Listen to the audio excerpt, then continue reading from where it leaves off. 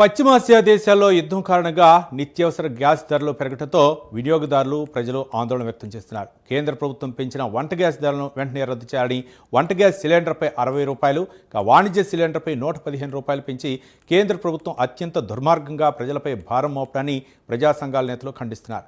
ఒక పక్క ప్రపంచంలో యుద్ధం జరుగుతుంటే దాన్ని సాకుగా చూపి అర్ధాంతరంగా గ్యాస్ ధరలు పెంచడంపై మండిపడుతున్నారు. ఇదే అంశంపై మరింత సమాచారం మా ప్రతినిధి నరసింహ అందిస్తారు.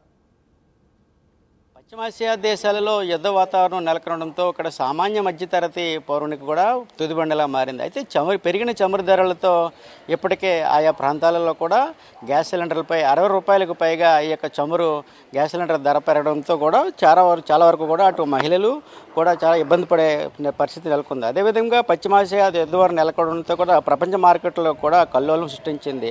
అయితే బొగ్గుమన్న ఈ యొక్క వాతావరణ నేపథ్యంలో ప్రపంచ దేశాలు కూడా ఉక్కిరిబిక్కిరవుతున్నాయి. కొన్ని దేశాలు కూడా చమురు కూడా పంపిణీ కూడా రేషన్ దుకాణాలు ప్రారంభించగా మరికొన్ని దేశాలు కూడా ధరలు పెంచేస్తాయి. అయితే మరికొన్ని దేశాలు యుద్ధాలు ఆపాలని కూడా, లేదంటే ఆర్థిక వ్యవస్థలపై కూడా అతలాకుతలం అవుతున్నామని కూడా ఆందోళన కూడా చేపడుతున్నారు. అదేవిధంగా ఇరాన్ లీడర్గా ఉన్నటువంటి అహ్మదుల్లా కూడా ఇప్పటికీ ముస్తఫా కూడా ఎన్నిక కాగానే కూడా చమురు ధర క్షేత్రాలను కూడా రహదారు లక్ష్యంగా చేసుకొని ఇరాన్కు తీవ్ర దాడులకు దిగడంతో కూడా కలవరపెడుతుంది. అయితే ఒక్కరోజే చమురు ధరలు బ్యారెల్ కూడా $30 పైగా పెరగడంతో కూడా అటు స్థానికులతో పాటు ఇటు భారతదేశంలో పలువురు కూడా ఆందోళన చెందుతున్నారు. అయితే ఇదే విషయంపై మనం మాట్లాడేందుకు పలువురు సిపిఐ నేతలు కూడా స్థానికులు కూడా విషయంపై మనతో ఉన్నారు. ఈ విషయంపై మనం మాట్లాడే ప్రయత్నం చేద్దాం. సార్, ఇప్పుడు చెప్పండి, ఇప్పుడు ఒక్కసారిగా చమురు ధరలు అక్కడ ఇరాన్ అమెరికా యుద్ధం నేపథ్యంలో ఒక సామాన్య మధ్యతరగతి పౌరుడు కూడా బాధపడే విషయం నెలకొంది. దీనిపై మీరేమంటారండి? గత 10 రోజుల పైనుండి అమెరికా, ఇజ్రాయెల్ ఇద్దరు కలిసి అత్యంత కిరాతకంగా ఇరాన్ మీద బాంబుల దాడులు చేస్తూ ఉన్నది. ఈ యుద్ధ నియమాలను కూడా ఉల్లంఘించి ఈ క్రూరమైనటువంటి బాంబు దాడులకి ఇరాన్ మీదకి అమెరికా, ఇజ్రాయెల్ పాల్పడుతూ ఉన్నది. కొన్ని వేల మంది పౌరులు క్షతగాత్రులయ్యారు, వందల మంది పౌరులు చనిపోయారు. స్కూళ్ళ మీద బాంబులు వేస్తూ ఉన్నారు, హాస్పిటల్స్ మీద బాంబులు వేస్తున్నారు, పౌరుల నివాసాల మీద బాంబులేసి ధ్వంసం చేస్తూ ఉన్నారు. ఇది కేవలం ఇరాన్కే ఇది పరిమితమయ్యేటటువంటిదేమీ కాదు యుద్ధం.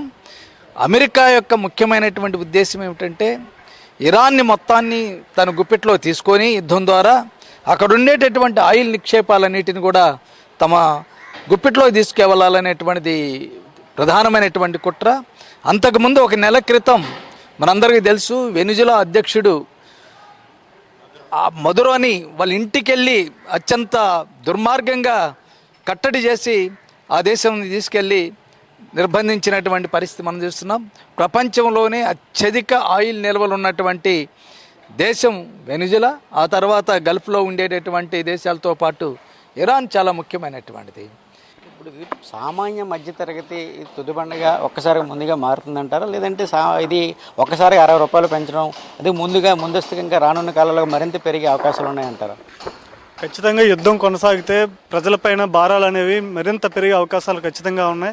ఈరోజు చూస్తూ ఉన్నాం, ట్రంప్ తెచ్చిన టారిఫ్ల వల్లే ఇప్పటికే భారతదేశం అంతా కూడా ఎగుమతులకి లొంగిపోయి దేశంలో ఉన్న రైతాంగం మొత్తం పంటలన్నీ కూడా ఈరోజు దివాళా తీసే పరిస్థితులకి ఏ విధంగా ఏర్పడ్డాయో, ఈరోజు యుద్ధం ప్రపంచానికి వ్యాప్తి చెందడం వల్ల ప్రపంచ దేశాలతో ఉన్న భారతదేశ లావాదేవీలన్నీ కూడా పూర్తిగా దెబ్బతినే అవకాశాలు ఉన్నాయి. దాని ప్రభావం అంతా కూడా సామాన్య ప్రజానీకం మీద పడే అవకాశాలు ఎక్కువగా ఉన్నాయి. కాబట్టి యుద్ధం అనేది ఎప్పటికైనా సరే నష్టమే. కాకపోతే భారతదేశం అవలంబిస్తున్న అనిల విధానాన్ని ఈరోజు కాదని చెప్పి, ఎన్నో ఏళ్ల నాటి అనిల విధానం కాదని చెప్పి ఈరోజు నరేంద్ర మోడీ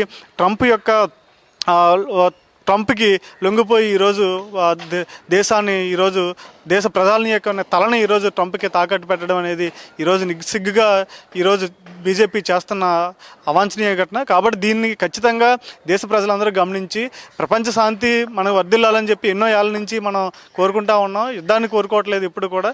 అటువంటి పరిస్థితుల్ని భారతదేశంలో కూడా నెలకొల్పాలని చెప్పి కోరుతా ఉన్నాం. ఇది చమురు ధరలు ఏదైతే చమురు ధరలు ఉన్నాయో ఒకసారిగా పెరగడంతో ఇప్పుడు సామాన్య మధ్యతరగతి పౌరుడు కూడా ఎంతో బాధపడే విషయము. అది కూడా ముందస్తు సమాచారం లేకుండా ఈ యుద్ధం వల్ల ఈ పెరగడంతో మీరు అంటే ఇప్పుడు సామాన్య మధ్యతరగతి కూడా పౌరుడు ఒకసారి 60 రూపాయలు పెరిగింది ఒకసారి. దీనిపై మీ వివరణ ఏమంటారు?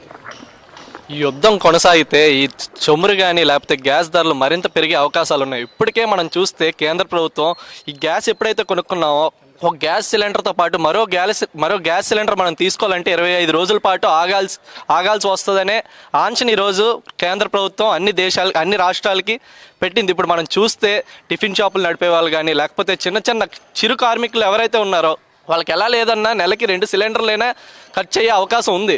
కానీ ఇప్పుడు చూస్తే కేవలం 1 సిలిండర్ మాత్రమే నెలకి విక్రయించాలి, అంత మించి ఇంకో సిలిండర్ కూడా ఎవరికి ఇవ్వము, మీరు ఎంత డబ్బులు పెట్టి కొనుక్కున్నా ఇవ్వము అనే పరిస్థితి ఈరోజు ఒక 10 రోజులు వార్ కంటిన్యూ అయితేనే ఎంత దౌర్జన్యమైన పరిస్థితి మనకు ఉంది. ఇలానే ఇంకొంచెం వార్ కానీ కంటిన్యూ అయితే ఈ చమురు ధరలు ఆకాశాన్ని అంటుతాయి. అదేవిధంగా ఈ గ్యాస్ కూడా పూర్తిగా మన చేతిలో లేకుండా పోయి ప్రతి ఒక్కరూ కర్రల పొయ్యి మీద వండుకోవాల్సిన పరిస్థితి అనేది మన ముందుకు వస్తుందని. ఇది ఏదైతే మనం చూస్తున్నామో ఇప్పుడు పశ్చిమాసియా దేశాలలోని సంపన్న దేశాలు ఒక 10 రోజుల నుంచి యుద్ధం కొనసాగిస్తుంటే ఒకవైపు ఈ చమురు ధరలు ఆకాశాన్ని అంటుతున్నాయని ఏదైనా కూడా దీనిపై భారతదేశంలోని ప్రధాని నరేంద్ర మోడీ అటు ముఖ్యమంత్రి నారా చంద్రబాబు నాయుడు కూడా మాట్లాడాలని కూడా స్థానికంగా ఉన్న వాళ్ళు అంటున్నారు. ఏదేమైనా కూడా ఈ యొక్క యుద్ధం మరిన్ని రోజులు కొనసాగితే మరి ఈ యొక్క చమురు ధరలపై మరీ ప్రభావం ఉంటుందని కూడా స్థానికులు అంటున్న పరిస్థితి నెలకొంది. కెమెరామెన్ అరుణ్తో నరసింహ, విశాఖపట్నం, ప్రైమ్ 9.